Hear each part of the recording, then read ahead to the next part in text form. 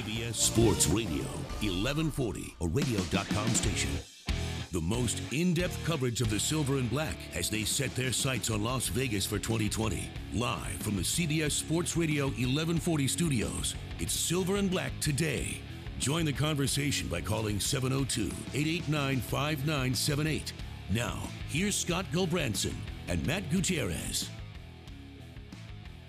Good morning, Las Vegas. It's a crucial AFC West showdown in Los Angeles today as the Raiders head to the StubHub Center to take on the El Toro / Compton / Carson / Los Angeles Chargers in a pivotal division matchup. Can the Raiders climb from their early season abyss and at least be in the race in the division, or are the Chiefs and the Bolts the only two serious contenders? Welcome back to Las Vegas's only all Raiders talk show, coming to you live and caffeinated from the Dollar Loan Center don'tbebroke.com studios for another week of Raiders football talk on Silver and Black Today. Of course, the companion to the silverandblacktoday.com website. Hi, I'm Scott Gulbransen, your co-host, and we will be joined shortly by my co-host Matt Gutierrez, who joins us remotely from said soccer stadium in L.A. as he covers the game for the Silver and Black Today in person. And joining me in the studio today is our young Padawan, right? So if you're a Star Wars fan, and that is David Stepanian. David, how you doing, buddy? I'm doing pretty good, Scott. Thanks for having me on again. And I just about that Chargers-Raiders game, this is pretty fun because the Raiders lose a home game every year thanks to Mexico City or London. But they really gain a home game back when they go to L.A. to face the Chargers. They do. And I'm sure we will see yet another Silver and Black out in the StubHub Center, so it'll be interesting, and we'll get into that game later as well. Each week we meet you here to talk Raiders football, but we want you to be part of the conversation. Sound off, Las Vegas and Raider Nation, no matter where you are, whether you're listening here in town or on the radio.com app, like Joe Riley, who's listening to us in Montgomery, Alabama. You can call from anywhere, 702-889-5978, and tell us what you think. Call us, 702-889-5978. Reminder, we are also streaming today's show live on Facebook, YouTube, and Periscope, which you can find on the CBS Sports Radio 1140 AM Twitter handle or on our Silver and Black Today pages. You can watch and listen, and we are doing that as well. We also have our crack engineer, and that is Sonia Schlobaum, and she's here, and we'll get her on. We like to tap her into the show, and she'll be here as well. Again, don't be shy. Interact with us. Twitter, Silver Black Today, Silver Black, the number 2 day on Twitter. We'll take your questions there as well. Now, a programming note for everybody. Due to the start of the NFL game of the week here on CBS Sports Radio 1140 AM between the Chiefs and the Jags, starting at 9:30, we'll be shifting the last half hour of the show to radio.com only. So make sure you fire up the app a little bit before 8:30, and you can follow the end of the show there as we get set for that big game here on the show. So make sure you check that out. As always, our second segment this hour is with our cousin Vinny Bonsignore from The Athletic Los Angeles. Our weekly contributor, Sunday mouth, will be here. Vinny will give us his take on who has supremacy in the AFC as the Chiefs and the Jags tee it up today in that big game, and the Patriots win again, showing the world that their dynasty is nowhere near over. Also, we'll talk to Vinny about the latest NFL television ratings. Do they signal an issue for the league and its popularity? He'll give us a skinny on that. Also in the first hour, David Stepanian looks at the history of the Raiders versus Chargers, the old AFL rivalry that turned into a division rivalry after the merger. It's had some colorful and interesting twists and turns. We'll hear about that in an interesting story. At the end of the first hour, silverandblacktoday.com's senior NFL analyst Chris Reed will join us with his hugely popular breakdown, X's and O's segment, where he breaks down the film and play of new Raiders starting right tackle Brandon Parker. You can read his written version of that up on the website. He'll be with us to discuss the youngsters' big start in L.A. today. Then in the second hour, we'll jump out on the attorney Michael Troiano Newsmaker line again to the StubHub Center and talk with Sam Fortier, the beat writer for the Chargers with the Athletic in Los Angeles as well. He'll fill us in on the latest on the Bolts and where they stand heading into the game against the Raiders. Then we welcome special guest again on the attorney Michael Troiano Newsmaker line, Raiders Super Bowl champion Dokie Williams, who will talk to us about that special year, 1983, which culminated in the Raiders' third Lombardi Trophy. He'll give us his take on the Raiders this year and the return of Jon Gruden. So that team, that L.A. Raiders team, David, we're going to hear from Dokie about that year and what a special one it was. Yeah, and that year in particular has so much to do with how many L.A. Raiders fans there are today in Los Angeles. But this kind of worries me, man. This year the Rams might be able to get that second Super Bowl in Los Angeles.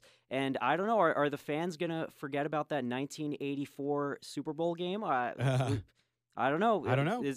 Maybe the Rams are going to be sort of the new team in LA, because when I went to that Rams-Raiders games, there was a ton of Raiders fans there. Yeah. But maybe it'll be something different. Well, and the Rams, I think, actually, people are starting to talk about it a little bit because you just never know in the NFL. But the Rams have a shot to maybe run the table. So we'll see. Oh, yeah. We'll see based on schedule. I think I saw like minus 800 or something like that at Westgate or William Hill. So now we're going to go back out on the line on the attorney Michael Troiano Newsmaker line, and we're going to bring in my usual co-host. He is on the road. He is at the StubHub Center in Los Angeles for today's game. Matt Gutierrez. Matt, what's up, buddy? What's going on, man? All right. You're on the phone. I don't have you sitting here next to me, so I feel a little bit lonely. We left the space open, though. Well, we left the space open for him, so it's sort of like a spiritual thing. David tried to sit in your space, Matt. I wouldn't let him. I was pretty. You know what? I didn't mean to step over my boundaries. I'm actually right, kind of across the street from the stadium, just hanging out at a Starbucks here. I just got into Carson about maybe 15 minutes ago or so. All right, man. Well, it's going to be interesting with that game down there and how it goes, and we're going to talk about that here in a few minutes as we take you through some segments, especially as we get to the third segment. We talk about the history of the Chargers and the Raiders. Now, we're going to go to a story here in a minute, but before we do, Matt, talk to me about your view on what that crowd's going to be like today down at the StubHub Center. It's going to be a Raider crowd. I don't think there's any doubt about it. I saw a handful of cars with flags as I'm coming down the 605 this morning, and that's at 7:30 in the morning. They're already on their way down, but I don't think it's going to be a whole lot different than what you saw the last time they played in San Diego 2 years ago, which was the last year that the Chargers actually played there. It's going to be 90+% Raiders fans. It's just the way it is. It's the way it's going to be. Chargers team, that they don't have any support in LA, at least not any support that's going to be sustainable in the foreseeable future. They're really going to have to build a fan base down here if they want to start selling out home games with that powder blue instead of any other team's color that walks into LA. Yeah, and we'll talk about that a little later too. I mean, obviously I grew up in San Diego, grew up a Charger fan in my youth and into my adult years, which we'll talk about in a few minutes. But hold on, Matt. I'm going to put you on hold. Don't go anywhere. And what we're going to do now is, of course, this past week we had the anniversary of October 1st. And the Raiders and the Vegas Golden Knights had a great event. They wanted to honor first responders on the anniversary. So on October 2nd, they had a cool event that I attended with the Raiders and the Golden Knights at the Las Vegas Metropolitan Police Department. Here's a story I did on that event. The pain and sadness as a result of October 1, 2017 is still fresh in the minds of Las Vegans. And as the city and victims of that fateful night continue their journey of healing, remembering the somber anniversary was an important step in moving forward.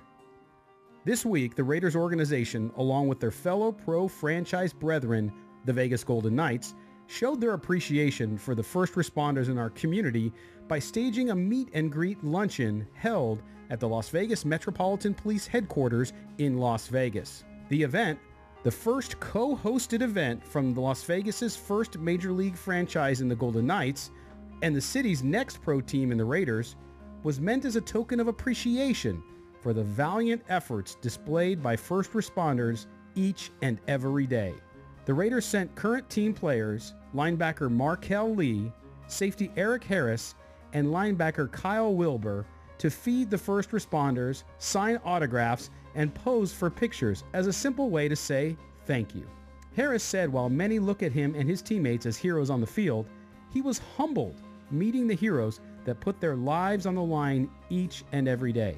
Like I said, it's all about the people here and the first responders that were on the scene, and it just so happens that we have a platform to, bring a little bit of positive energy to this community, but to see the smile on these people's faces today really means a lot. Linebacker Markel Lee seemed to have an even better time honoring the police and Clark County firefighters in attendance than the first responders had meeting these star professional athletes. Oh, it's definitely a dope experience. I mean, getting to see those guys and then getting to be around the first responders is definitely a dope experience. I'm glad to be here. These guys are our heroes, and Vegas heroes, Vegas strong. We support the movement, our new town coming up, and we're glad to be here. The visit by both teams was a heartfelt thank you that was appreciated by the hundreds of first responders who waited in line on this day to meet some of their heroes and helped all of them feel appreciated for the sacrifices they made on 1 October, but also the sacrifices they make each and every day in our community. Metro Lieutenant Brandon Clarkson said his brothers and sister in law enforcement and from the fire department truly appreciated the gesture, and it made them feel appreciated. It does feel good to be appreciated. We know by far our community supports our law enforcement, and just the physically coming down here to show that support is just really affirming what we know, that our community supports us, but it's good to see. The event, once again, underscores not only the Raiders and the Golden Knights' commitment to the Las Vegas community, but also shows what pro sports brings to the Valley, and that goes far beyond the gridiron or the ice. All right, so there you have it. Great event, gentlemen, down at Metro headquarters. Was just fantastic to see the faces of the police and fire folks down there. David and Matt was phenomenal. And I think, again, this underscores not only what the Raiders and the Golden Knights in the community, but also for those folks who might have been against stadium funding and didn't really care about pro sports guys. These teams, with their money and the revenue that they generate, they do a lot in the community. Look, the thing about having a pro sports franchise, and this is something very new to the Las Vegas community, but they're a part of the community, and they do whatever they can to help out the community. I mean, the team's not even here yet, and you see them just how much they're doing to help, and it might take some getting used to for a lot of people who might not have warmed up to the idea of having an NFL team here in Vegas. But Yeah. it's really a very positive thing for the community and the city. Yeah, and Matt, you've been not only to a lot of the Raiders community events that they've been doing now for over a year, but also Golden Knights. Talk about how when you see the faces of whether it's kids, first responders, what it means to them for these guys to come out and see them. Oh, we'll get to Matt. There he is, Matt. Start over. Sorry, we didn't have you potted up. No, it's good. I feel like, we get spoiled. Those of us in the media that get to be around these guys all the time, we get spoiled just being able to interact with them the way that fans really wish that they could. And these events are the times when you get to see how the fans really react to guys just being guys. When you get them in these situations, they're no longer football players. That they can still be larger than life, but they're just guys that really want to get into the community and interact with these fans and just have a good time and show them how appreciative they are to have them there with them. And it's a great thing for any community, and it's something that I think Vegas has been missing for a long time. We saw glimpses of it last year with the Golden Knights. We saw the way the community rallied around them, and you're going to get that times 10 when the NFL gets here, because that's just the way the NFL is. It's such a juggernaut.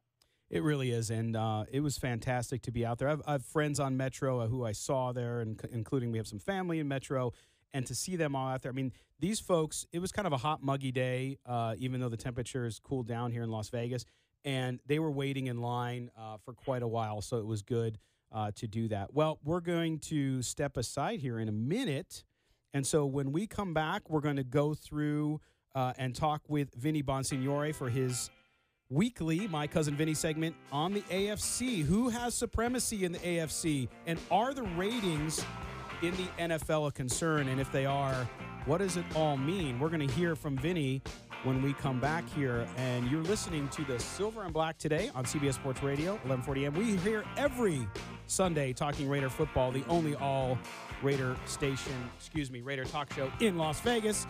We're going to pay some bills, and we'll talk to Vinny when we come back. You're listening to CBS Sports Radio, 1140 AM.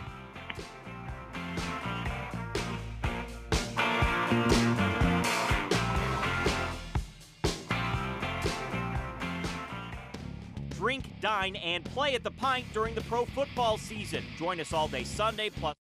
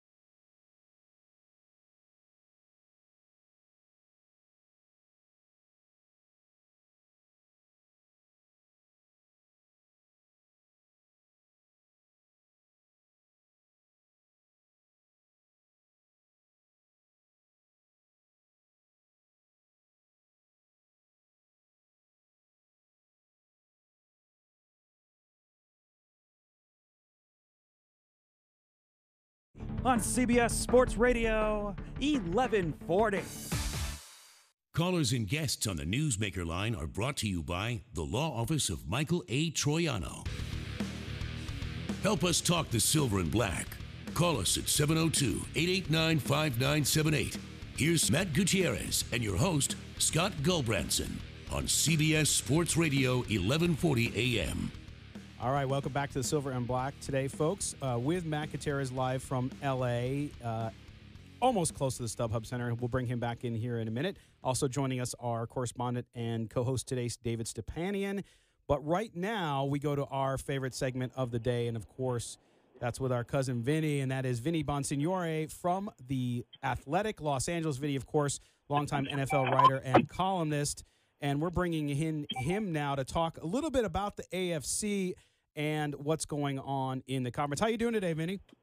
I'm doing good. The question is, how are you guys doing? I mean, kind of a crazy night last night in Las Vegas. Yeah. Everyone's safe and sound, and oh yeah. There's it's typical of Las Vegas and what happens with fights, right?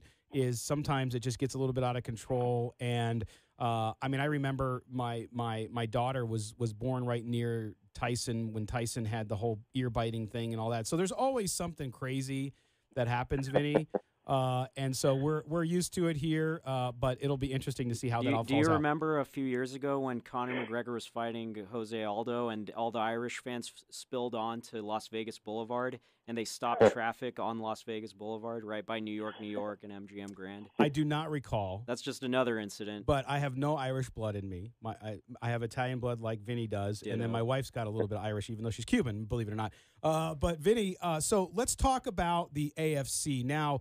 Raiders at the Chargers today, which our co-host Matt is down there to cover. Chiefs and Jags. The Patriots are back to winning now when everybody again was saying, oh, boy, I think the dynasty might be over. How's this race shaping up after the quarter of the season? Who has the advantage? Who has supremacy in the AFC? Well, I mean, you can never, ever, ever, never, ever, ever, and I stress never, ever discount the New England Patriots. Until somebody comes along to legitimately dethrone them, they're the kings, and somebody's going to have to come and take it away from them. And do I have some suspicions about them? Yeah, I do. Do I think that there's teams in the AFC that can beat them? I absolutely do. Somebody like a Jacksonville, which can defend them, and for Jacksonville, maybe they could get them in Florida in December or January, I should say. Out of their element a little bit. I think they can be had, but somebody's going to have to do it. So for right now, I'm still sticking with the Patriots. Really fascinated with that Kansas City Chiefs, Jacksonville Jaguars game. I think this is where we figure out a little bit more about Patrick Mahomes and about the Chiefs. This is a tough team to play, and it's going to be a challenge for them, especially on a short week. Well, and you got to expect, and you saw it covering Los Angeles, obviously, with Jared Goff. You got to expect a young quarterback, no matter how good he is, to struggle at some point, right? Everybody goes through growing pains, and so it'll be, if he can get through this game against Jacksonville, I think it's going to be a high-scoring affair myself. But if he can get through this game and end up winning it, then in my mind, I don't see how you couldn't believe, right? Yeah, no question about it. And even if he puts a good show on and they lose, let's face it, the future is bright for him regardless of what happens today. He's a supreme talent. I am interested to see how teams are going to try to defend him. He kind of has a little Ben Roethlisberger in him where he makes plays better when he's moving around, when he's outside the pocket. I think that there's a way to deal with that by keeping him in those boundaries rather than putting so much pass rusher on him to force him into a game that is beneficial to him.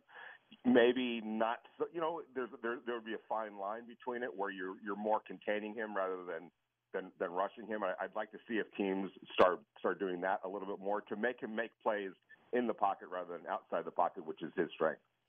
Now, Raiders at Chargers in the StubHub, and of course, the trash talking during the week was excellent. And I followed your conversations with people from San Diego, my hometown, who still can't get over what happened and refuse to believe some of the facts. But nonetheless, with this game, to me, it's intriguing. The Raiders couldn't finish. They finally finished against the Browns in dramatic fashion. But the Chargers, I think, are getting stronger. They're getting healthier. And even though it might be 70, 80, maybe even more percent Raider fans in the StubHub Center today, I still think they have an edge there. But if the Raiders can win this game, Vinny, do they suddenly then, especially if the Chiefs were to lose today, they suddenly start to think, boy, we could get back into the AFC West race at the very least? Yeah, no question. It's a 16-game schedule. It's a long season. I always marvel at how long it really is and the various roads that teams, travel to get to their destination. And sometimes it's a bumpy road, and you'd rather get it out of the way early, and maybe the Raiders have. This is going to be a tough game for them to win. I believe in the Chargers. I think they're a really good football team. They showed that at various times against the Rams. They're a load to deal with defensively. You have to put points on the board because they're going to be able to score. They have so many weapons offensively, and Phillip Rivers is still a really viable quarterback. So tough challenge for the Raiders today. But if they do win, this puts them on the right track. And again, it's a long season. Anything can happen. I'm not saying they're going to win the division. I still think that the Kansas City Chiefs are the best team right now, and I think the Chargers are the number 2 team. But a win here, and all of a sudden that changes the complexion of that race. It sure does. Now, if we look outside, and again, I think that the Chargers' running game is going to be an issue for the Raiders today, and we're going to talk about that with Sam Fortier, your coworker at the Athletic here in Los Angeles, and later on. But now let's shift a little bit to the wider NFL, Vinny. According to Variety this week, NFL telecasts are down an average of 2% in total viewers from where they were at the same point, so a quarter of the season in 2017. Yet we've had this incredible, and to me, a really exciting start to the season with some of the stories, the Mahomes story, obviously the Rams doing so well with the possibility of maybe even running the table. Is the NFL and TV executives, the folks that you talk to and have great insight with, are they nervous at all? And if they are or aren't, what do they believe the cause is? Well, I just think that the easy answer is fewer people are watching TV, period. Mm-hmm. And if you look at the numbers, the NFL, their decrease is much smaller than the average, television show, let's say. They're losing viewers left and right, whereas it's a slow fall, I guess, for the NFL. But from the NFL's perspective, they're going to have to figure out a way to quantify just the total viewership across all, boards, watching online, watching on your phone. A lot of fans now watch the Red Zone because they're fantasy league fans, and they just, their mind is there and watching seeing it all at once type of a thing. I think TV people have to be, worried because that's their business, and it's not just sports, it's everywhere else where viewership is falling off. But I think from the league's perspective, yeah, you want to see those numbers up, but then they start looking at all the numbers, and they're saying we're not really losing many viewers. It's just how these viewers are digesting the product. And again, they're going to have to figure out a way to bring light on, hey, yeah, TV viewership might be down, but in the whole grand scheme of things, it's still right where we want it to be. Yeah, and that's the argument I've always had. I mean, last year and the last couple of years with the whole flag controversy, the national anthem stuff, I've always dismissed it. And talking to people I know in the NFL who work with specific teams and at the league office, they all say, listen, it's not impacting it. It's just not. Now, for some people, yeah, you get it. But overall, it's not. And that's where then they would argue, they would use statistics like I just gave you from Variety saying, well, viewership's down. And I'd say, yes, but if you looked at the top 10 of the top 15 or top 10 of the top 15 TV broadcasts of last year, they were all NFL games. And then the other key, Vinny, that I think this is the first year they will actually count it towards ratings, so we won't know till after the year's over. But this will be the first year that streaming is even more widely available across NFL properties, including CBS and others. So I think we'll get a better sense for how people are consuming media. Just like you used to work for a print publication. Now you work for an online publication that is setting the world on fire in sports. The way people digest media overall has changed. So undoubtedly that's going to be the same for the NFL. Yeah, there's no question about it. And if you look at readership, newspaper readership, let's say, it's not that there's a lack of readers. It's how are they reading it? They're reading it online mostly now, rather than actually buying the paper. That was the lifeblood of newspapers, were people putting a quarter, 50 cents, whatever it might be, or having a subscription to the actual paper. And now they're reading online. And how do you monetize that? How do you capitalize on that? And so, and that goes back to what we're talking about, with the NFL. And I will like to add, and you made a good point, the games have been exciting this year, and I've talked to coaches about this, and I think rule changes have played a little bit of a role in it. I think that you have creativity now with offensive coaches who are not trying to pigeonhole quarterbacks coming in from college into an NFL way, and they're saying, hey, this guy's successful doing it this way. Let's try to bring some of that into our game to help these quarterbacks along. And, oh, by the way, it's taking defenses by storm. This is a good thing. And scoring is up and offense is up. So it's exciting. And I think that as the season goes on, I think TV viewership probably will go up as well. But, again, we're going to have to see when all the numbers are laid out after the season and to truly see how many people are actually viewing in the various ways that they do nowadays. Yeah, and that's so true. And I think that even the controversy around the roughing the passer stuff gets people fired up, and they're waiting for that next egregious call to come. And so I think overall the health of the NFL, while they have issues in other places, Sure. certainly is extremely healthy, and the folks that want to say that it's not aren't really on point. So, Vinny, as always, thanks, man. We will talk to you next week. All right. Have a great week and enjoy the games today. Thank you, buddy. I appreciate it. Vinny Bonsignore from The Athletic in Los Angeles. We're going to step aside. When we come back, we're going to talk history of the Chargers versus Raiders on CBS Sports Radio, 1140 a.m.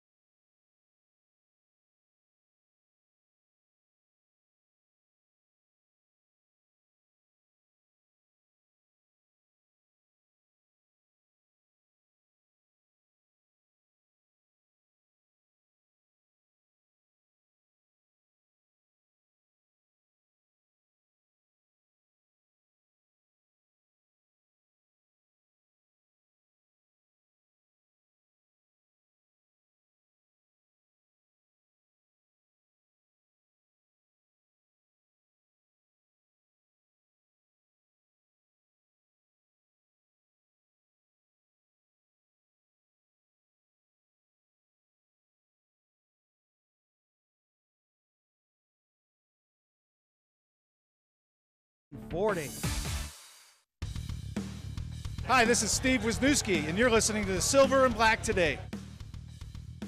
Indeed, you are. Welcome back, Silver and Black Today, coming to you live from the Dollar Loan Center, don'tbebroke.com studios. Scott Branson, David Stepanian, and on the phone, on assignment, as Tony Cardasco likes to say when people actually aren't here, but Matt Gutierrez is joining us from Los Angeles and how he's doing down there. He's going to join us here in a second. But what we're going to do first, and Matt's going to jump in on this, is David did a nice little news package, which we're going to listen to now, which is around the history of the San Diego now, or Los Angeles, San Diego / Los Angeles. Now they're back.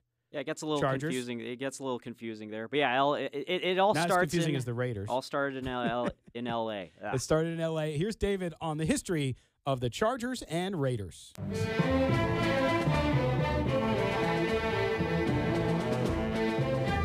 The NFL is famous for some of its division rivalries, whether it's the Vikings, Packers, or Giants, Cowboys, and even the Jets, Patriots for a while.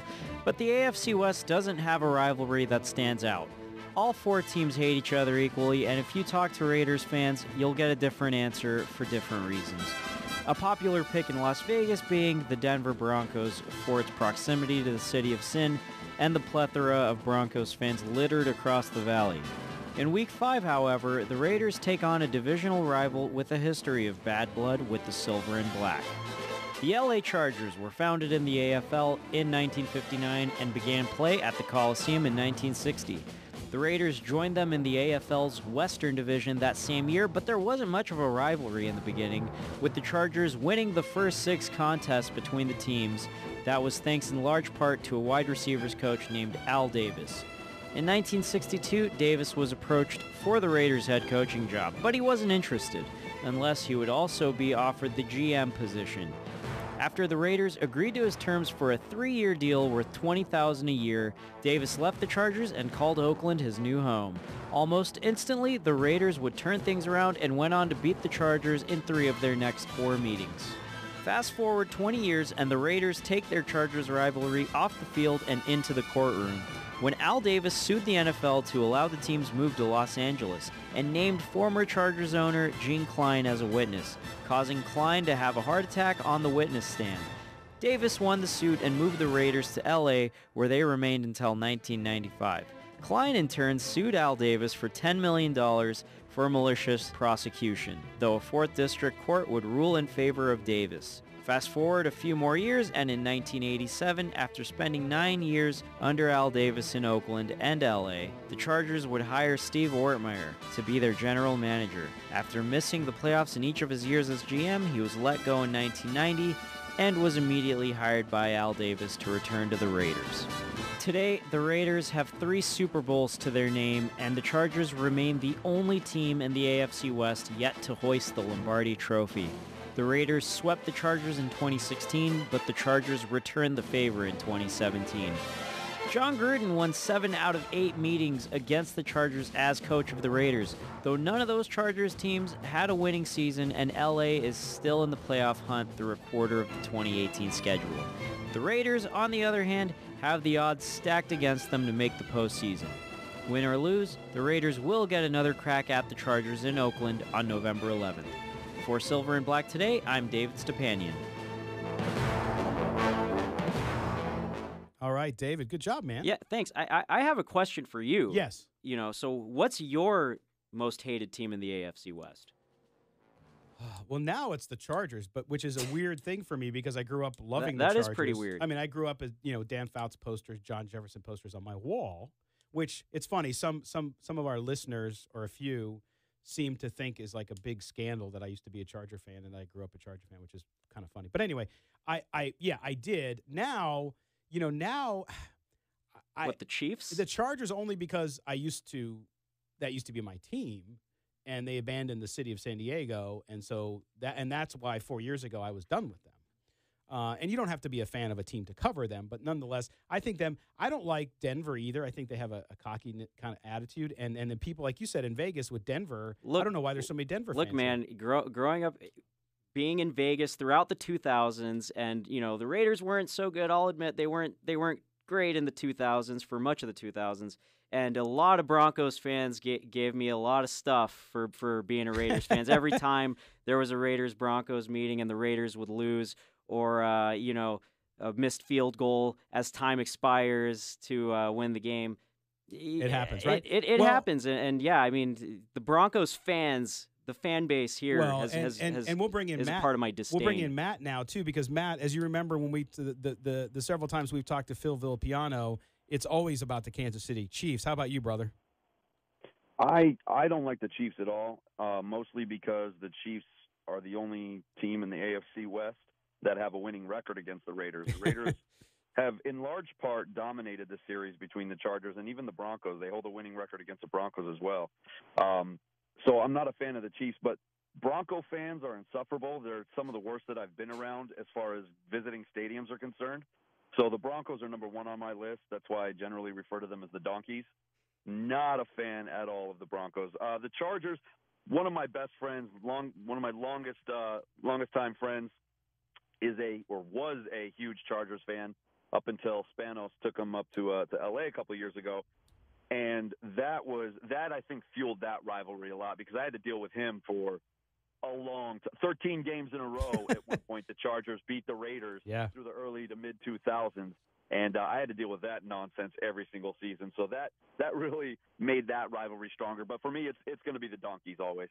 Yeah, and that's the thing. It's one of those deals where, I mean, you hate all your division rivals, but the history of the Chargers, David, and you went into a lot of this, right, which is the history of the Chargers and the Raiders is really deep, because not only did the Chargers start in Los Angeles, which would be a future home of the Raiders, and then again another home of the Chargers once again, was that Al Davis started with the Raiders as a coach.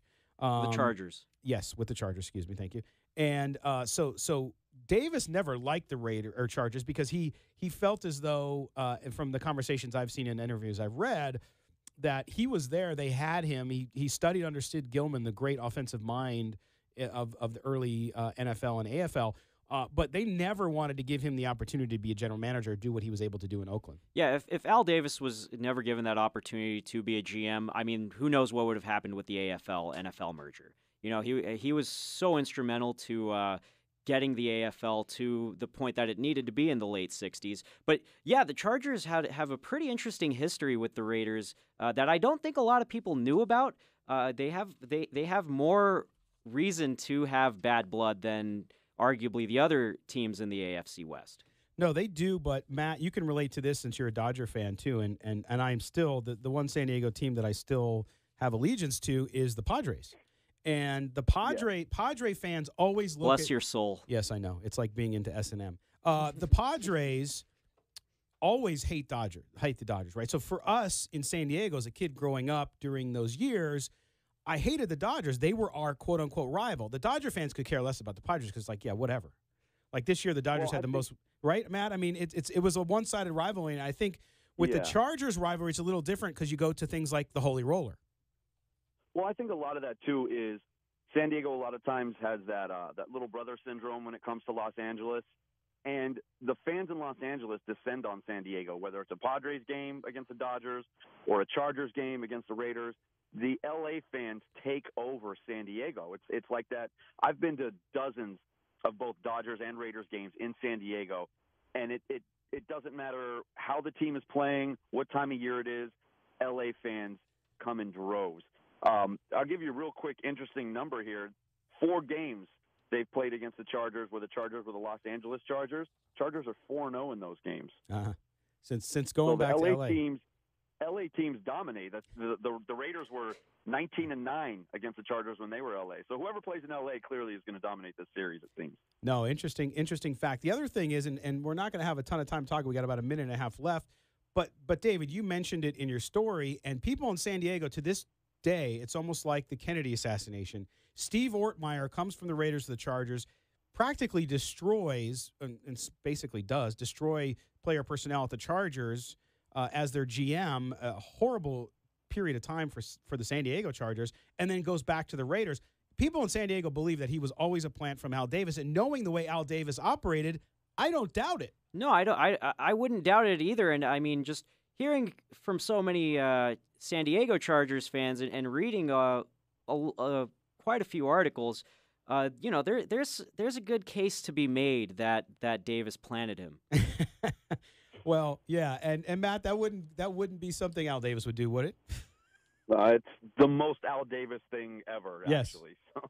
No, it really is, and it'll be interesting, but should be a good game. When we come back, we're gonna talk to Chris Reed about Brandon Parker, and he's going to break down the young right tackle's first start today against the Chargers. And then later on in the show, we'll talk to Sam Fortier from the Athletic Los Angeles about the Chargers, and we'll talk more as well about the game matchup, which we'll get into. But first, we're going to step aside. When we come back, we'll be joined by Chris Reed from silverandblacktoday.com. You're listening to Silver and Black Today on CBS Sports Radio, 1140 a.m.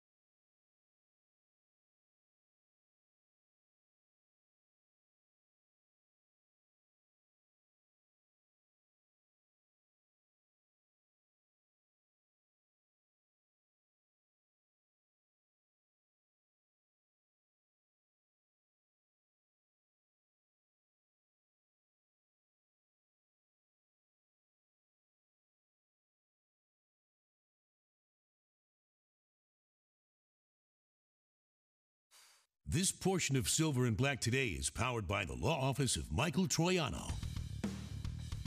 The only way to take Silver and Black Today with you is with the radio.com app. Download it today and search CBS Sports Radio 1140 in Las Vegas and listen to us anytime, anywhere. We are back here, Silver and Black today. It is game day. Big AFC rivalry game between the Chargers and your Raiders.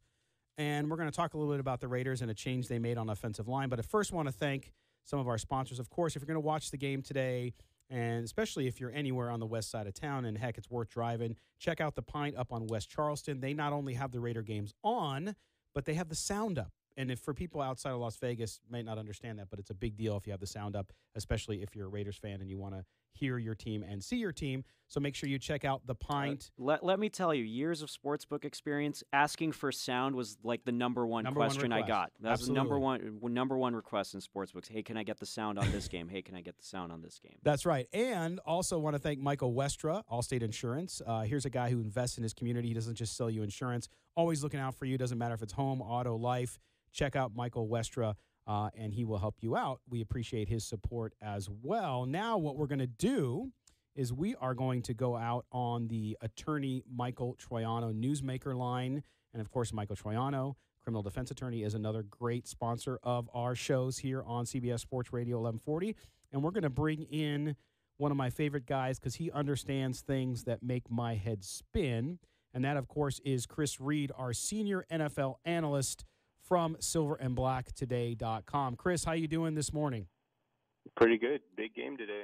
Big game. In fact, I think it's a crucial game. If the Raiders can win this game, then they can start to think about actually crawling back into the AFC West race. So now, Chris, you do an amazingly popular segment on our website on silverandblacktoday.com called The Breakdown. And as a guy who understands the ins, the outs, the X's, and the O's, we had you do one this week on Brandon Parker. Now, Brandon Parker, of course, third-round draft pick out of North Carolina A&T of the Raiders, a surprise for most folks because of where he went higher than most people anticipated, but the Raiders really loved him. He's going to get his first start this week today. What was it about him, first of all, from the top, that the Raiders liked to pick him as high as they did? Because I know Matt will jump in here in a minute, but Matt liked him but thought he was picked too high. What was it about him that they saw early on, Chris, that made him someone they wanted to draft that high? I'm sure it's going to be a staple, especially while Tom Cable's the offensive line coach. But Parker's a guy that's 6'8", 315, and really athletic. And I'm sure that's what is going to be the calling card of every offensive lineman they take in the coming drafts. Yeah, so he fits kind of that Tom Cable mode, what they look for in a guy. Now, so far, he's had limited action as a pro. We saw him get injured during camp and preseason, which limited him a little bit. What are his biggest strengths at the position, and what is it about him besides that enormous size that has the Raiders excited and have him stepping in today for the injured Donald Penn? Well, it's been like a really limited sample size, but, his physicality, he is pretty strong for a young player. When he was able to anchor, he could take on the bull rush really well. And then, of course, it's just going to keep going back to that athleticism. Yeah, no, it's it's hard to avoid that. And not only that, but he was put into the game after Donald Penn got hurt against Cleveland last week. How did he do overall? And this is part of what you talk about and I invite people to go check out The Breakdown with Chris Reed on silverandblacktoday.com. But walk us through a little bit of what we saw in that sample size against Cleveland last week. Some of it was, familiarity with the players around him as his help was coming to him. That's going to grow, obviously, as he's getting playing time. He had some issues with his balance, his sets, and hand fighting. But, I mean, it's a rookie getting thrown in the middle of the game. You kind of expect those kind of rookie issues. Yeah, and that's to be expected, right? We've seen Colton Miller, who's done really well, have issues too. It's an experience game as well. But up front now, what's going to be his biggest challenge that you see overall today as he lines up against this Chargers defense? Well, with Joey Bosa out, I mean, that's certainly going to give him a leg up because Bosa is such a tactician that he could take advantage of any technical flaws. I would say probably Derwin James, if they're going to be bringing pressure to that side. The Chargers have 8 sacks as a team, and 3 of them have come from Derwin James. So I'd say recognizing blitz pickups. Yeah, and you're right about the Bosa injury. That's great for the Raiders, obviously, because it's just one less guy they have to worry about. But if you had to break down one skill or one piece of his skill set that is the strongest, what would it be? So far, just his physical strength. Yeah, he's been able to hold up to some powerful players in a bull rush. He does need to work on, getting his anchor set with his dropbacks, but his physical abilities are there. It's just going to be refining everything from a technical standpoint. Chris, let me ask you a question, because Donald Penn, we know coming off that Liz Frank injury in the offseason, he wasn't ever really right, not only physically, but having to switch over to the right side. How did you grade him out over the first few games of the season, and was it bad enough that Brandon Parker just being healthy is going to be an upgrade from what we got out of Donald Penn? Yeah, Parker definitely looked like an upgrade right away. Penn's mobility seemed to – I'm not sure if it was just learning the new side or if it was getting back in shape from the injury, but he never really seemed to move right. He looked good at times, especially in the Rams game. But, yeah, he never seemed like it really came together for him. Now, Chris, we interviewed Brandon here on the show right after the draft, and I was struck with just what an intelligent, mature, down-to-earth young man he is. And I think that's one of the things, when you go through all the NFL protocol with interviews and pre-draft and all that stuff, and, of course, he had a great Senior Bowl where he showed his skill set against top-level talent coming from a small college. But are you seeing that on the field too? Just that smarts. You talk about the physicality, which is one thing, but in the NFL too, you also have to have that football IQ to be able to do it. Are you seeing that on the field too? Yeah, it was again, the limited sample size, but there was a play where Cleveland tried to confuse him, bringing fake pressure, from his outside, and then having somebody cross his face, and he picked it up really quick. And also having Rodney Hudson in the middle making those line calls is going to make his life a lot easier, too. All right. Well, Chris, man, make sure you check out Chris Reed's breakdown on silverandblacktoday.com. Chris, we'll talk to you real soon, buddy. Thanks very much. Yeah, thanks, guys. All right. That was Chris Reed, senior NFL analyst with Silver and Black Today. And Matt and David, I'm interested because this is a tough game to have the situation where you're going to have two rookie tackles in a really important division game with inexperienced guys up there. I think it's going to be tough for them. But if they come out of it unscathed, David, they look pretty good. Oh, yeah, and you know what's funny about this is these are two draft picks that a lot of fans weren't too thrilled about. Right. So that's what makes it even more interesting, and that sort of gives Parker a little bit of a chip on his shoulder, so to speak, and he got off to a little bit of a shaky start last week, but he did get thrust into the middle of the game unexpectedly. All right, we're going to step aside. We'll be back in just a moment. You're listening to Silver and Black Today on CBS Sports Radio, 1140 a.m. Drink, dine, and play at the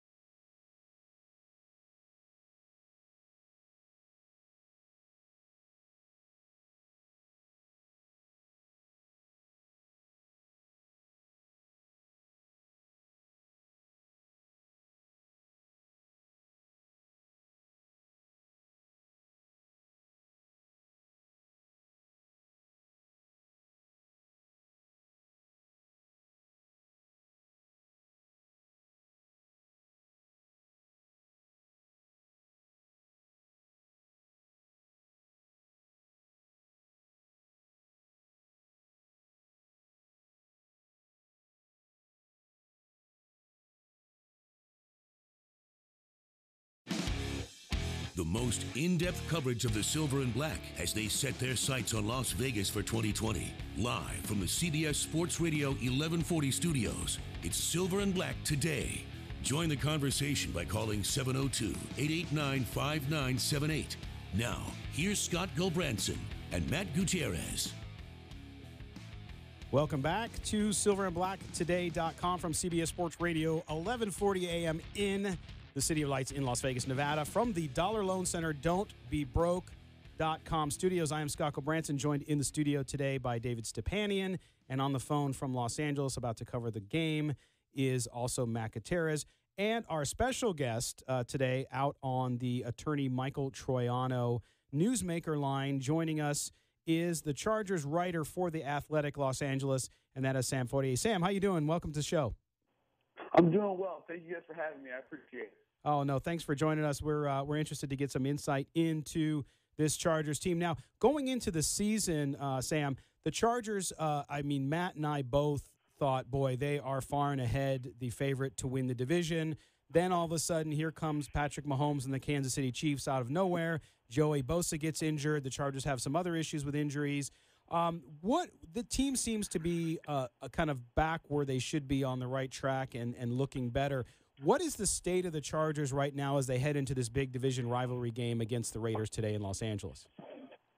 I think the state of the team right now for the Chargers is kind of fans biting their fingernails and maybe getting up to their knuckles at some point here in the next couple of weeks, because without Joey Bosa, I don't know. Yeah, this team is struggling to generate a pass rush, and what you're seeing is really what they're doing is trying to bring that rookie safety, Derwin James, who, he plays strong safety, he plays in the box, but they flex him out to the center field position at free safety.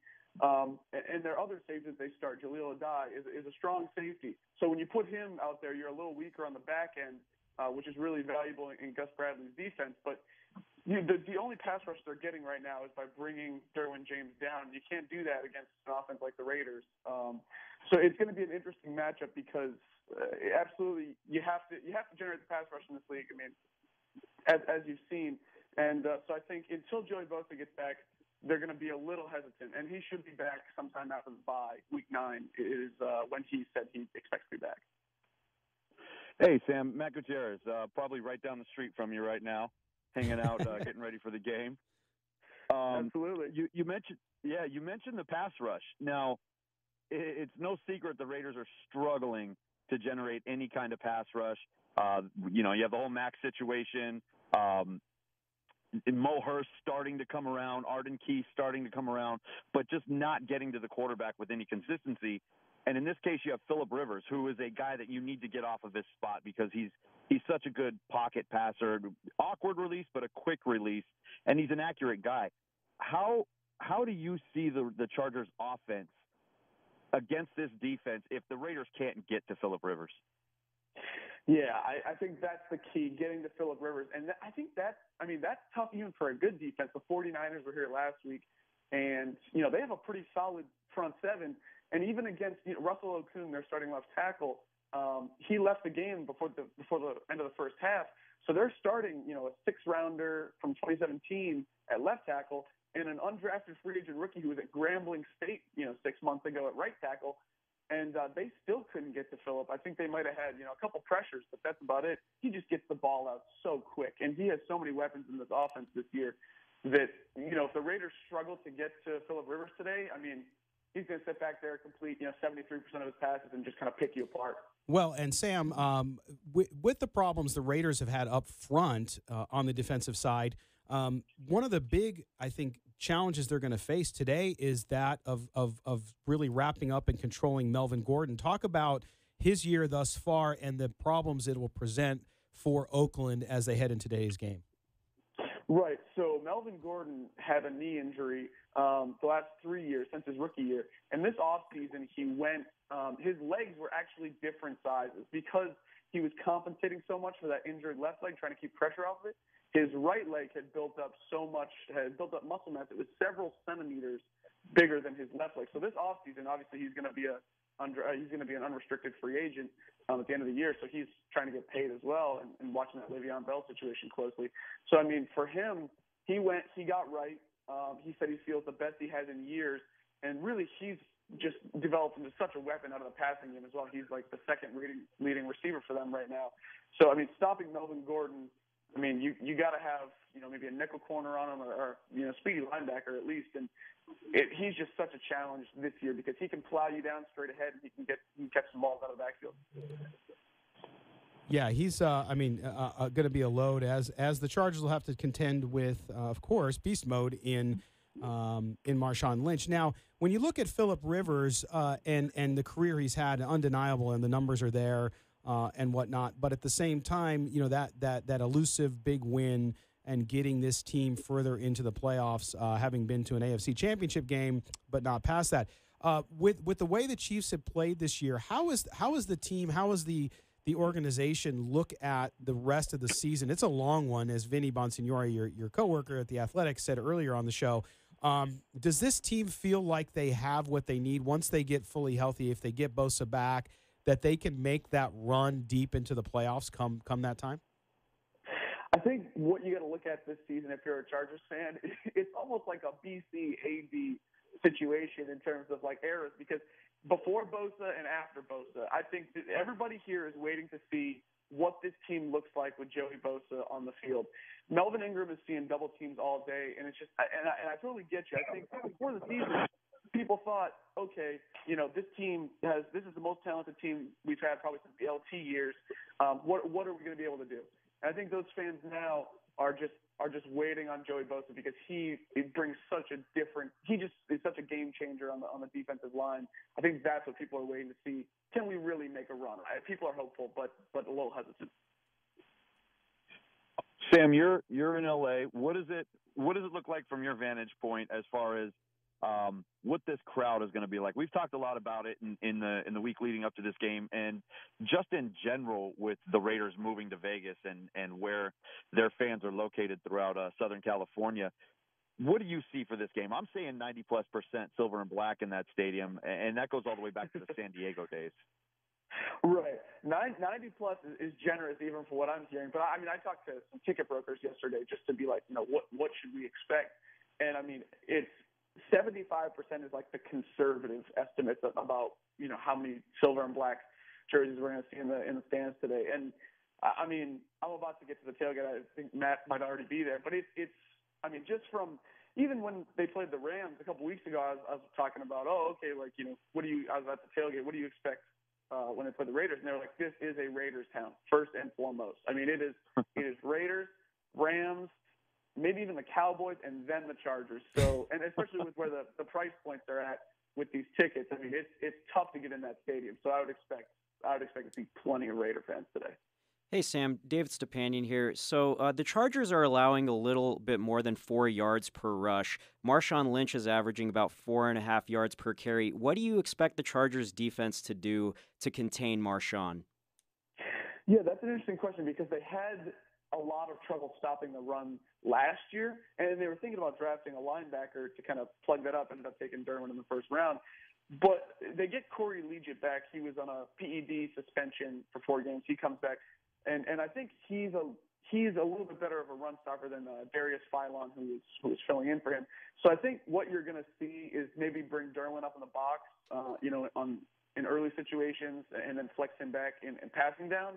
But that's just a guess by me. I think what you're going to see though is really just a focus on that front four being able to get home because they've done okay stopping the run this year. The pass rush has been the problem.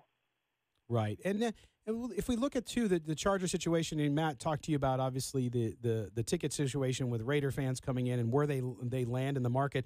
Clearly, the Chargers, and, talking to writers around the league, and especially those of you guys in Los Angeles, everybody seems to have the same kind of mentality, which is, look, yeah, the Chargers are not even close to being top 3 or 4 teams in the market when it comes to even football. It's going to take time. It's going to take a generation or so, really, to develop that fan base.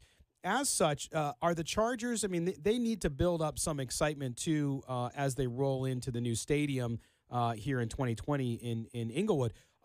Is Anthony Lynn, do you feel like he's long-term the guy that they really want to do? Is this a strange kind of purgatory area for the Chargers, or do they feel like they have the organization, the staff in place to get them where they want to be by 2020? Well, I think Anthony Lynn, I mean, he is no contest to Jon Gruden, who's probably the most marketable coach. I mean, I know he's on the billboards out there in Vegas. I think Anthony Lynn is someone that they're excited about. I think Tom Telesco, the general manager, really likes Anthony, and I think Anthony is a good football coach. In terms of, I mean, I would almost not to put Anthony in the same situation as the Chargers kickers the last 2 years, but it's just such a year-to-year league, Fluid. a week-to-week league. That I mean, who knows? I think he has solid standing right now. I think they like him right now, but and he has I think he has 4 years left on his contract. But I mean, it always remains to be seen, right? Yep. No, college and pro coaches, you just never know. So Sam, I'm gonna get you to commit here. What's your prediction for the game today? I think the Raiders don't have enough pass rush to get to Phillip Rivers, and with the weapons he's got, and with the way they've been throwing the ball and moving the ball on the ground too, I think the Chargers are just a little too much for that Raiders defense. I took the Raiders defensive coordinator at his word when he was asked, do you have the defensive backs to stop explosive plays in the backfield? And he was like, we're doing the best with what we got. So if that's like the assessment he has of his D-backs going into a game like this with this offense, I got to go with the Chargers. I'm going to go 31-20. All right. Okay, well, Sam Fortier from The Athletic in Los Angeles. Sam, I want to thank you again, man, and we'll talk to you later in the year. Thank you guys for having me. I really appreciate it. Thank you, brother. All right, that was Sam, and we appreciate him coming on and talking with all of us here on the silverandblacktoday.com. We'll be back right after this message, and when we do, we're going to talk to Super Bowl champion Dokie Williams on CBS Sports Radio, 1140 a.m.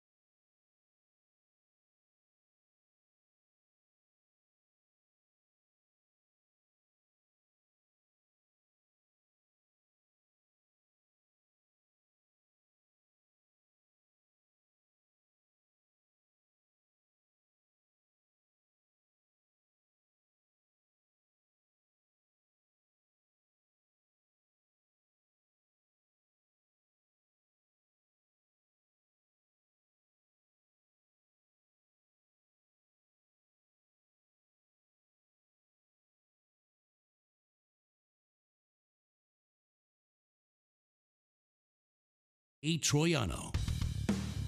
This is Mark Bedane, president of the Raiders. You're listening to Silver and Black Today.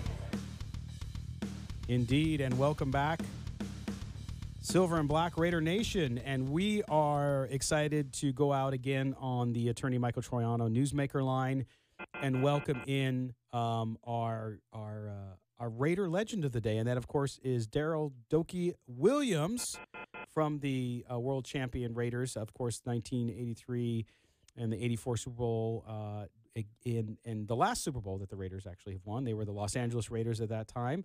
Dokie, thanks for joining us here on the Silver and Black today. Hey, Scott, thanks for having me. Glad to be here. It's good. And, of course, we talked a little bit yesterday, and Dokie and I are from the same neck of the woods. You're from Oceanside. I'm from Carlsbad. We are old. Our schools are Avocado League rivals. Of course, we during your playing time and during my time in school, which was just a few years after you, we were never any good. But you guys were always good, and the kids that came out of El Camino. But we want to talk about, of course, the great years you had from 83 through 87 with the Raiders, coming out as a fifth-round draft pick out of UCLA. And that year, that Super Bowl run with you guys as the LA Raiders, talk about what kind of year that was for you. And, I mean, you come out of the draft, and there you are, bam, you're right in the middle of an amazing team that makes it all the way, and you get a Super Bowl ring. You kind of got a little spoiled there, didn't you? Oh man,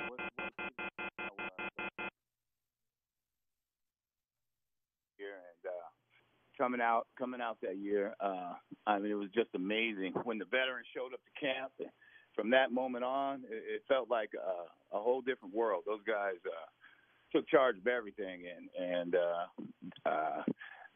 knew from the very beginning that we were gonna be something special.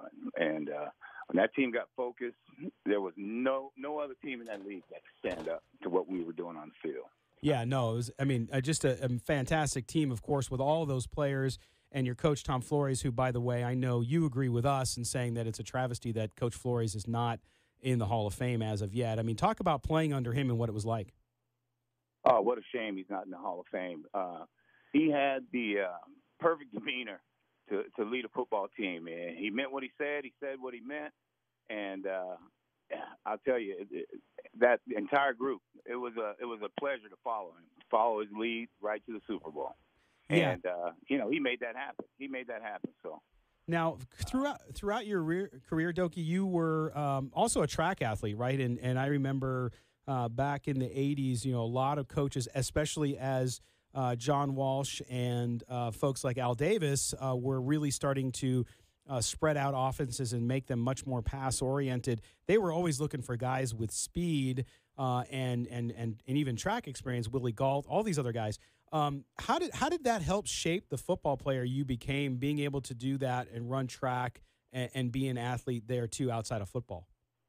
Well, there's no doubt that track was a big asset for me, and I think Cliff Branch planted that seed in Al Davis's head, because Cliff would absolutely explode on the field, and he was a great track athlete, and he led the way in that sense, and so being able to be there and be able to use that gift as part of playing football, it's something special. It's a big weapon. So yeah. I was fortunate enough to have that.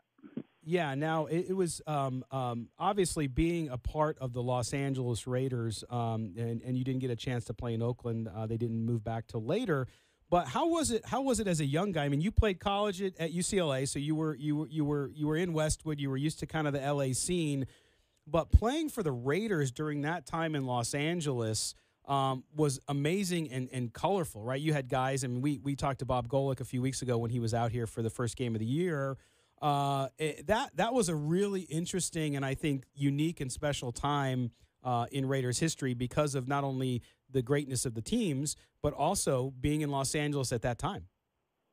Oh, no doubt about it. I mean, that city adopted us like a child. I mean, we dug ourselves into Los Angeles. We absolutely loved it. But the strange thing about it was like we were still the Oakland Raiders and the Los Angeles Raiders at the same time. If you could see that, I mean, it was strange. I never felt like I was separated from Oakland, although I never played there. I felt like we were still the Oakland Raiders and the Los Angeles Raiders. I mean, so, and I think that was the building block of Raider Nation. Oh, yeah, and you're right, and that's what I always say. And Oakland fans don't like it when I say it, Dokie, but Raider Nation itself, I mean, Raider fans, the original Oakland fans, amazing folks, and that's where it all started. At the same time, it was after the move to Los Angeles and the idea that now the team kind of had two home markets that it became kind of that nation. And the brand is so big, right? I'm sure wherever you go, people always want to talk to you about the Raiders and Al Davis and Tom Flores and all those, and Jim Pong, all those guys you played with, because the brand itself is so big and so just synonymous with football. Well, you know, I'm from San Diego, and just like you, and you know, down there, it's Raider Nation down there, and that's serious as well. I mean, there's an absolute following of Raiders around the country, and you know, and as a player, especially during that time, our attitude was, hey, we want you to either love us or absolutely hate us. We don't want anybody in between, and we will take it either way. Love us or hate us, and we love it either way. Yeah, and the thing is, too, Dokie, is with the Raiders now, and this is what I want to ask you in the few minutes we have left, which is Jon Gruden back there. You know, let's face it, the franchise has gone through some difficult times between the time when you were there and the time when Mr. Davis passed away, and even before that. And now with Jon Gruden back, they've struggled a little bit this year at the beginning, right? New system, pretty much a new roster in so many ways. What do you think about that move, not only of going back and getting Coach Gruden and kind of bringing a little bit of that swagger back, but also what it's going to mean for this team to get finally its own state-of-the-art stadium here in Las Vegas? Well, bringing Coach Gruden back, you know, it brought a lot of energy and a lot of excitement to Raider Nation, and that was an important thing to do.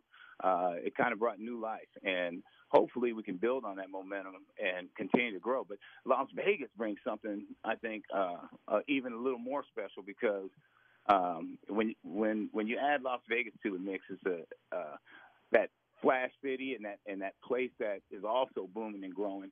And Raiders are going to bring a lot to this city, and I think a lot to pro football by making the move to Las Vegas. Personally, that's my own personal feel about it. Yeah, it's going to be interesting, and clearly, fans, you never want to see a team. And again, you're from San Diego, you still live down there. You probably grew up like I did, a Charger fan, and so to see the market lose their team, doesn't matter which market it is, it's never optimal, but I know that we're very excited. I mean, we wouldn't be on this show if the city wasn't excited about the Raiders coming to Las Vegas and coming to Nevada.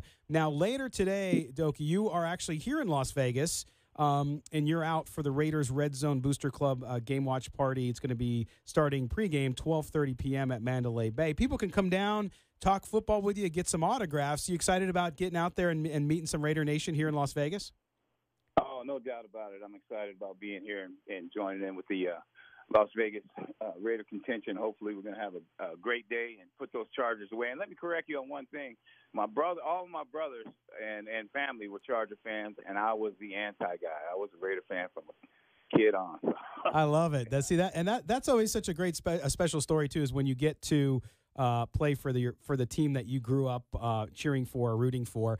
So that's awesome. Well, Dokie, I want to thank you, man, for joining us.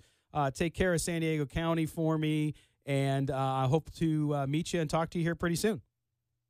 Hey, Scott, thanks for inviting me. I had a great time talking to you guys, and hopefully we have a big day today. Shout out to the Marietta Raider fans out there as well. All right, Marietta. Well, we get streaming on radio.com, so I'm sure they're listening today. So, Dokie Williams, thanks very much. You are listening to Silver and Black today. We bring you everybody. See, we bring you a Super Bowl champion there. Just a great guy, and special, obviously, because he grew up in the same area I did. And El Camino High School, where he went to high school, is back to being a power. I think they won the Avocado League last year, 2017. So good to have him on board, so we thank him. Don't forget, you can go see him today if you want to head down to Mandalay Bay, the Raiders Red Zone Booster Club, which if you've not heard of them, check them out on Facebook. Cheryl Byrne Thornton, who runs that, fantastic person and really does a great job. Check out Mandalay Bay, go meet Dokie, get his autograph, and watch the game with other Raider fans. All right, we're going to step aside. When we come back, you're going to hear an NFL football game here on 1140. Head on over to radio.com for the rest of this show. You're listening to Silver and Black Today on CBS Sports Radio in Las Vegas on CBS Sports Radio 1140 AM.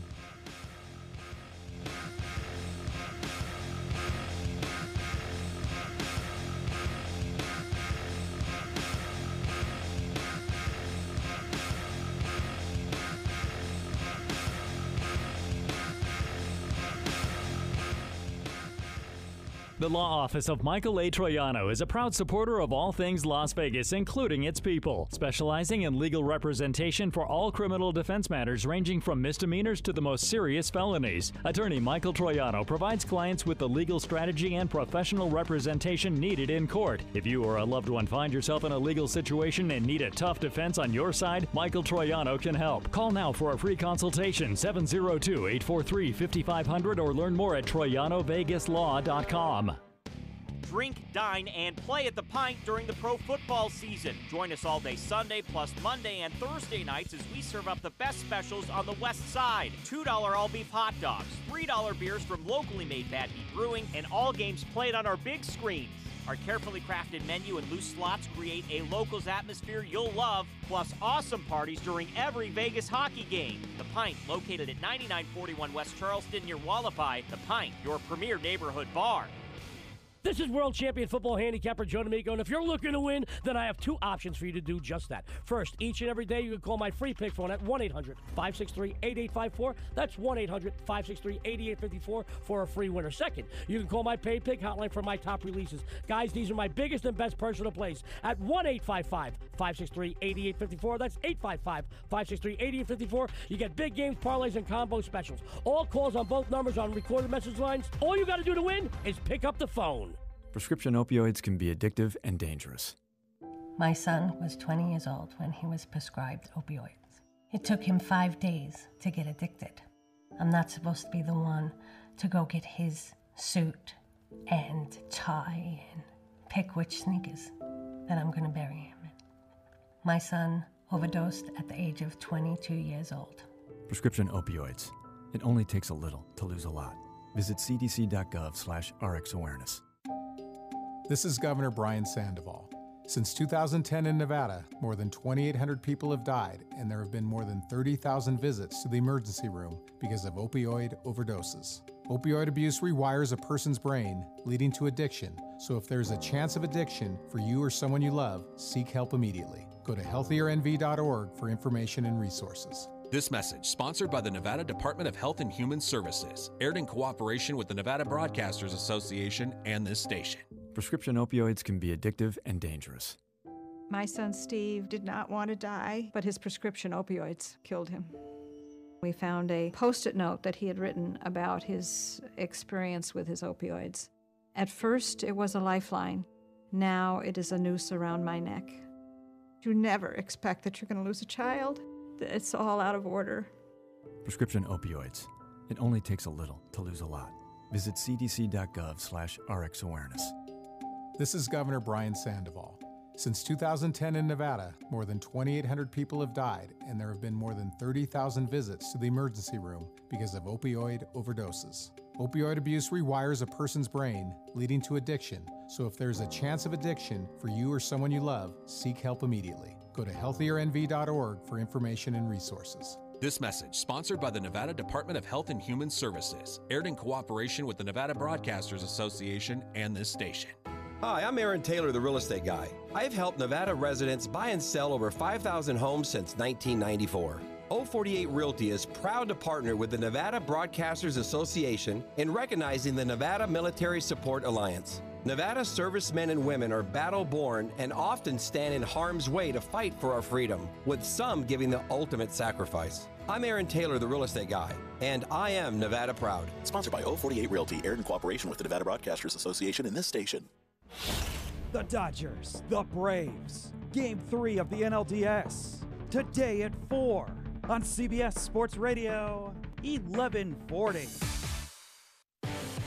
This is Silver and Black Today, live on CBS Sports Radio 1140. Here's your host, Scott Gulbranson. Welcome back to the Silver and Black today on CBS Sports Radio, 1140 a.m. here in Las Vegas. We go out to California now. We bring in Mike Summers. Mike is the head of and running the Raiders Fan Convention. That's right. If you're in Las Vegas, Mandalay Bay, Saturday, October 20th from noon to 6 p.m., there's a Raider Fan Convention, which is great because there's a lot of Raider fans here. There's also a lot of Raider fans I know from Southern California, probably Northern California, that want to come out to the future home of the Raiders and have a really great time with other Raider fans while enjoying Las Vegas. Mike, thanks for joining us today on the Silver and Black Today.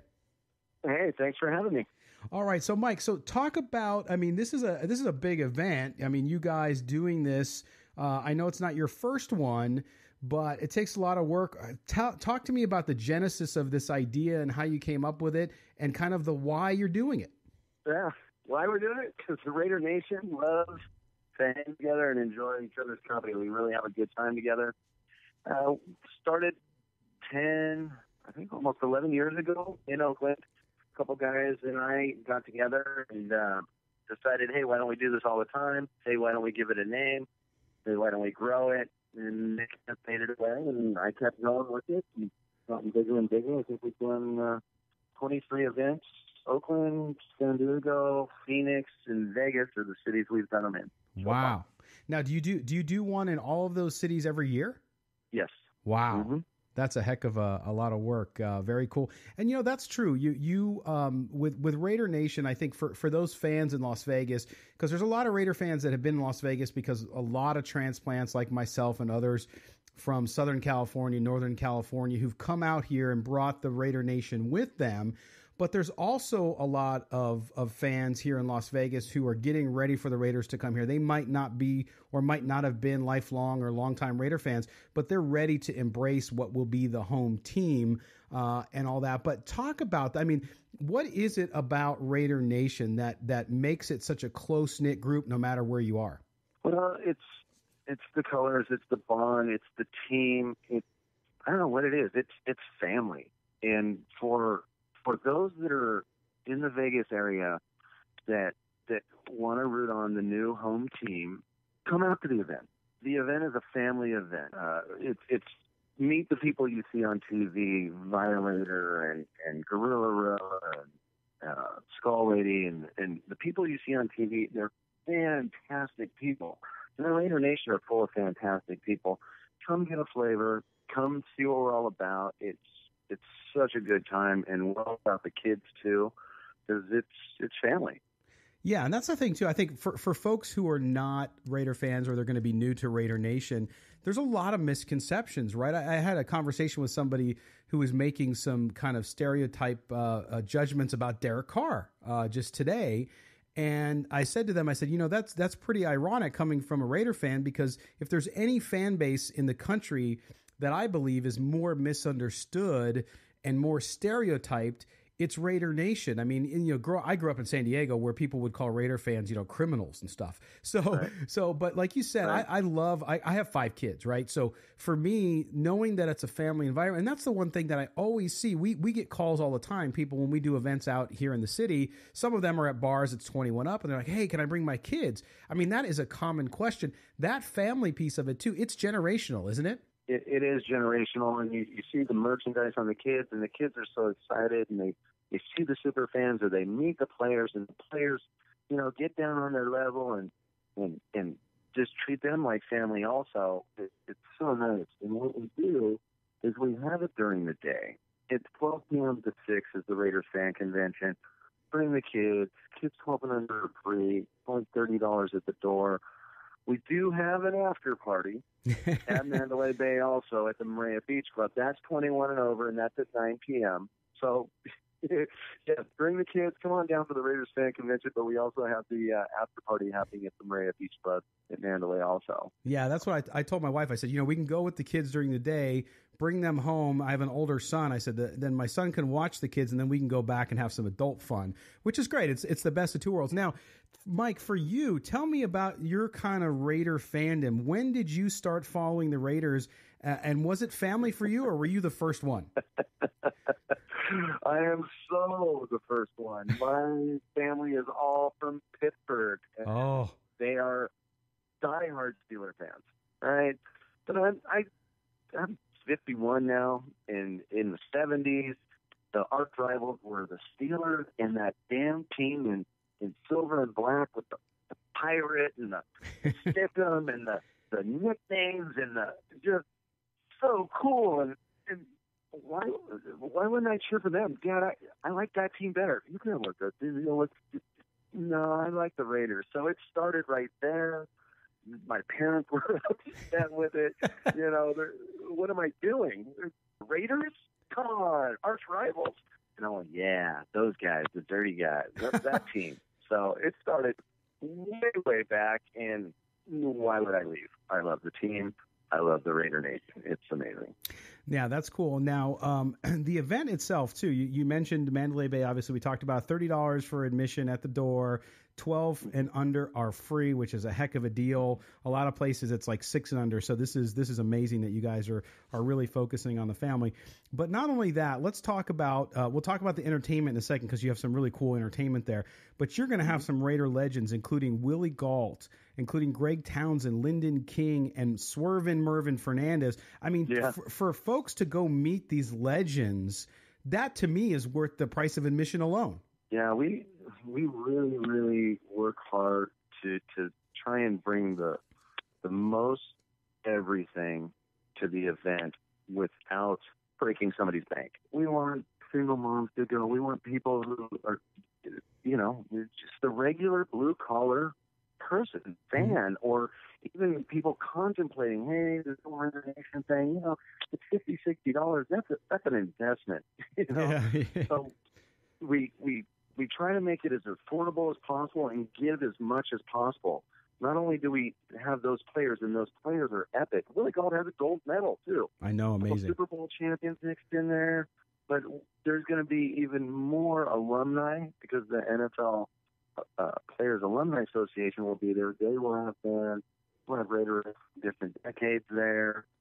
The opportunity to meet just those guys alone is huge. And they smile, and they're all very polite. Yeah, no, that's good. I know, for example, Greg, I met when the Raiders did the draft. They did a really cool thing. They did their third round picks and on from Nellis Air Force Base here in Las Vegas, and Greg was out there in the Thunderbirds hangar, and just an amazing guy. And then of course Lyndon King we run into all the time out here since he lives out in Las Vegas, and those guys are all great guys, and I just love how they interact with the fans. And a lot of these folks you would think would be unapproachable, but they're Raiders, and Raider players really do, to me, have a special place because they do understand the Raider Nation, and they understand how much the fans love them and look up to them, and they really do treat them with respect. And that's much different than other fan conventions I've seen, whether it's baseball or football or basketball, in that these guys are so approachable, and they really are there, and they spend the time. They do, and you hit it right on the head. They're not these elite, untouchable, and you can't talk to them. They're not that. I mean, they have the talent, and they have the hardware, the Super Bowl rings and things to be that kind of person, but they're not. And they're amazing. Yeah. And then, of course, now you also have, it was real cool to see because of the time I grew up, because I'm close to your age as well. And you're going to have there performing live NWA's DJ Yella and then Lil Eazy-E as well. And a bunch of other acts, too. So people are going to be able to not only come and talk football, spend time with fellow Raider fans, but they're also going to be able to hear these guys perform, which is amazing. Yeah.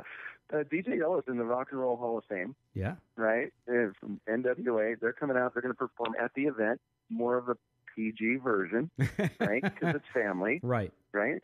And then the after party is the Unleashed version. But Hall of Famer performing, Lil Eazy-E, and then DJ West, local DJ out there, then Raider Boys, Raider music, 4Dubs Raider music. Fragile just dropped an album on, I forget the record label, but she just dropped an album. She's going to perform. She's amazing. And we have a free kids raffle, and we've got monster trucks in there.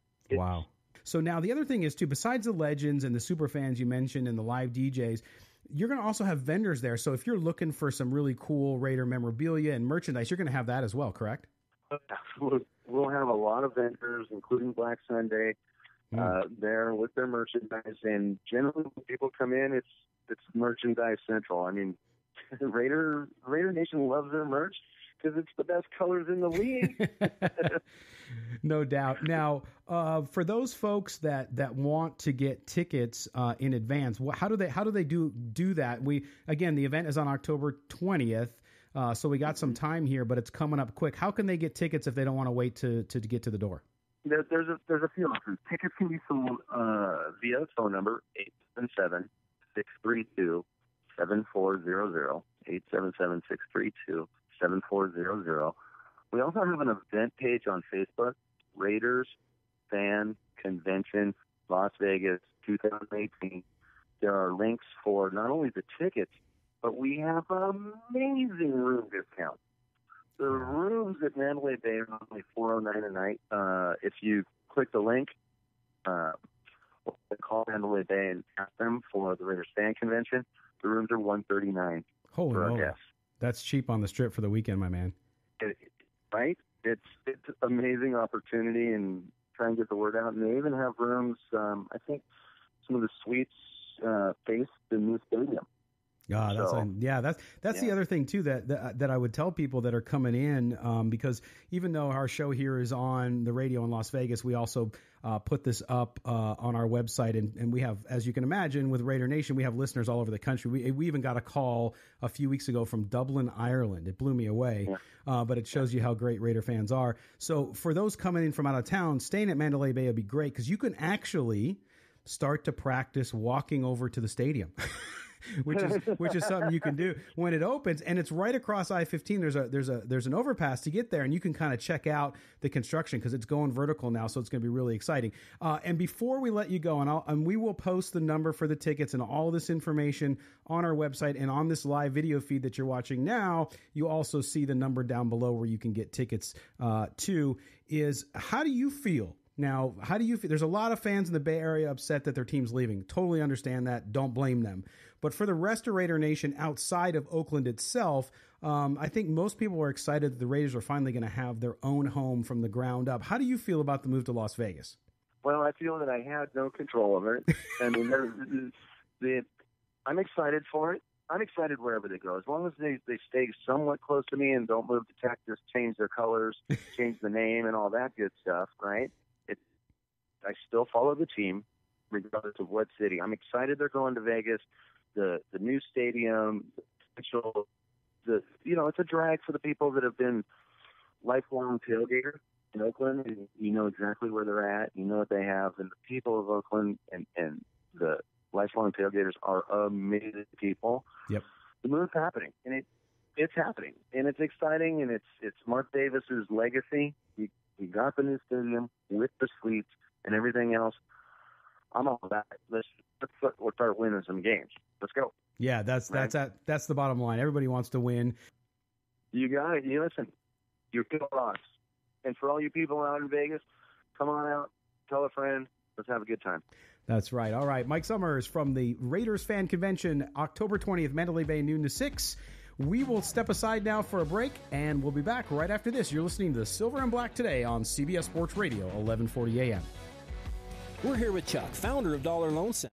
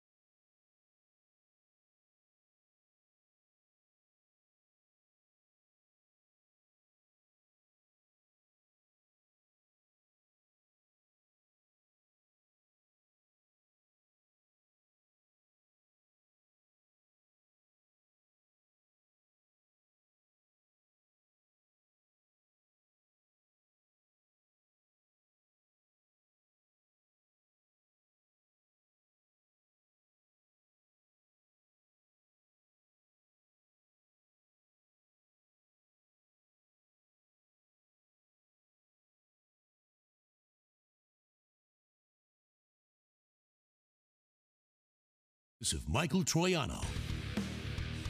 Help us talk the silver and black.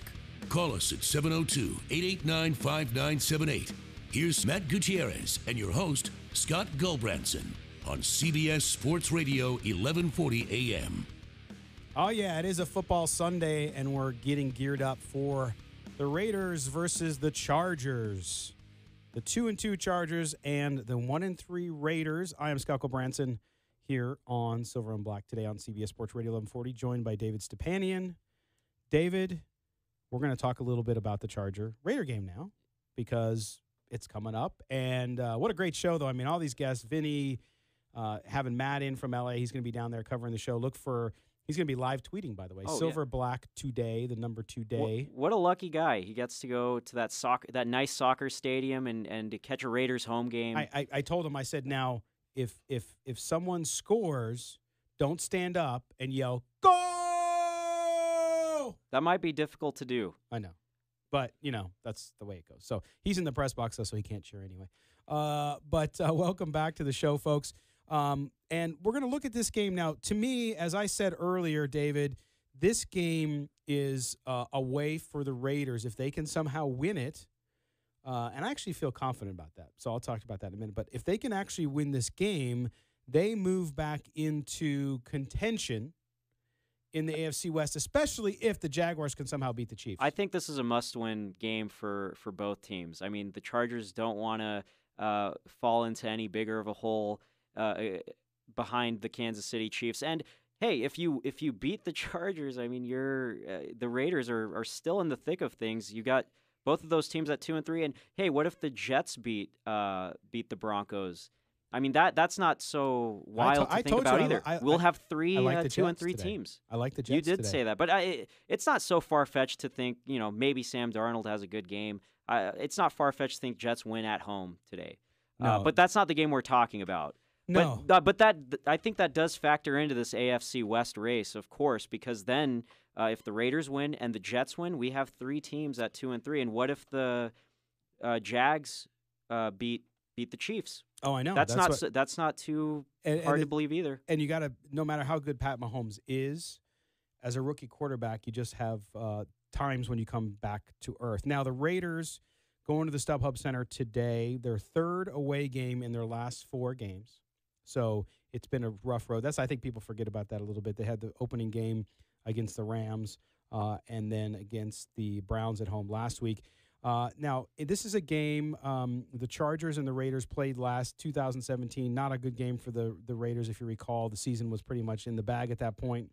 Locker room was not doing well. Chargers took it by a score of 30-10. If you look at the overall series, David, 65-52-1 are the Raiders against the Chargers. So if you look at that overall series, and you talked about the history, of course, the Chargers coming off an at-home win against the 49ers last week. But again, the history of the Chargers over the last 5 years has been about injury. And this year, Joey Bosa, their defense was supposed to be one of the best in the AFC, and I think they're ranking something like 27th in the league. Look, there's good trends for both teams if you want to look at that. But Jon Gruden 7-1 against the Chargers as coach of the Raiders. He did go 0-2 as coach of the Tampa Bay Buccaneers. Phillip Rivers 16-8 against the Raiders in his career. So there's a lot of stuff to look at in this game. But I feel like when you look at this game and you look at the Raiders' home field advantage, so to speak, I don't think it's going to be that big of a factor, to be honest.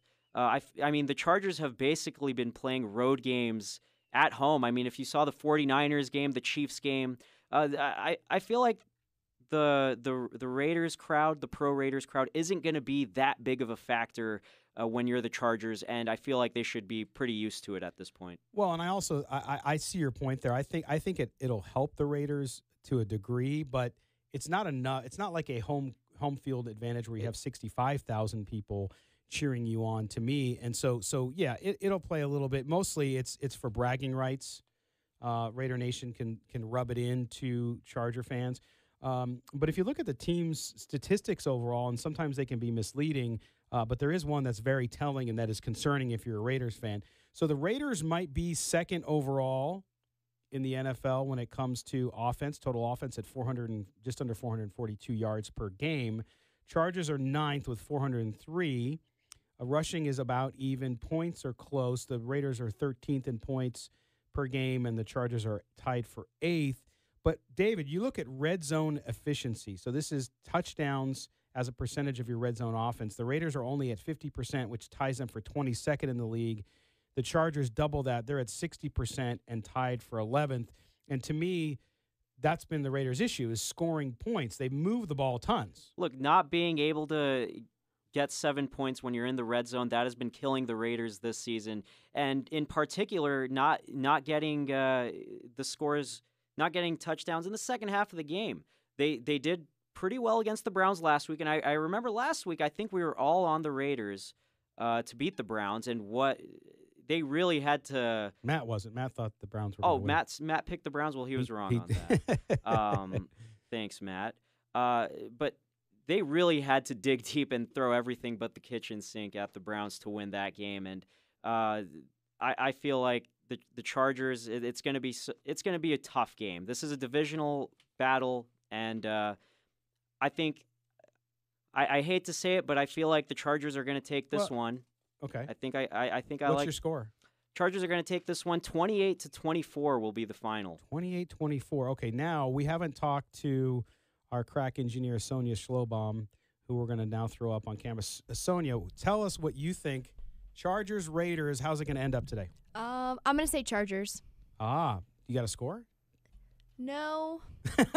Just outright they're going to beat them, right? Yeah, I don't know. I don't know about the score-wise, but I think it's going to be the Chargers. Okay. All right. So here I'm gonna go opposite the stream that I'm feeling in the studio right now. So you're all on the Chargers. No, I am gonna say that the Raiders are gonna pull this out in dramatic fashion yet again for a second week in a row. You ready? 34-33. Wow. Yeah. You think it's gonna be close? I think that yes. I think it's gonna be close and it's gonna be high scoring. Because both of these defenses, the Chargers missing their best player in Joey Bosa and the Raiders not having a great defensive front, guys. I just think that we're going to see a scoring fest, and I think that the Raiders at the end of the day are going to do it. I pick Phillip Rivers to throw another costly late game pick. I feel like Phillip Rivers has had so much success throughout the years that I'm getting the feeling he's going to have a big game today. And he needs it. I mean, this is crunch time for the Chargers and the Raiders. Well, guys, thank you all for being here. I appreciate David Stepanian and, of course, Sonia Schlobaum, our engineer and producing the show for us. We are going to step aside. Make sure you join us for the PG, your postgame show here on CBS Sports Radio, 1140 a.m. today on the radio.com app due to Dodgers game. Until next week, guys, may the autumn wind always be at your back. We'll talk to you next time on Silver and Black Today on CBS Sports Radio, 1140 a.m. See ya.